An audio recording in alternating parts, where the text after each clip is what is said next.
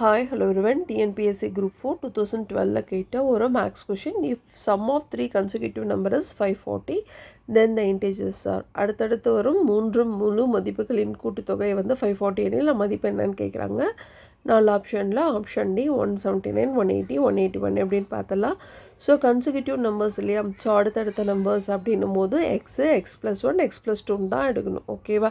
ஒருவேளை நீங்கள் a-d a+dன்னு எடுத்தீங்க அப்படின்னா ஒரு இடத்துல கன்ஃபியூஷன் வரும். 180 ஒரு நம்பர் வரும், அடுத்த நம்பர் கண்டுபிடிக்கும் போது கன்ஃபியூஷன் ஆகும். ஓகேவா?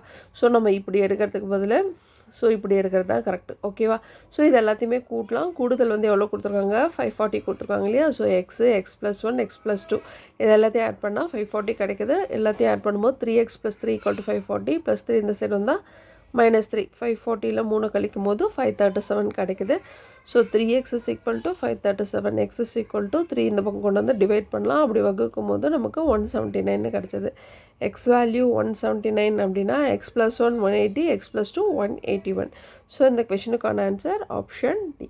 தேங்க்யூ.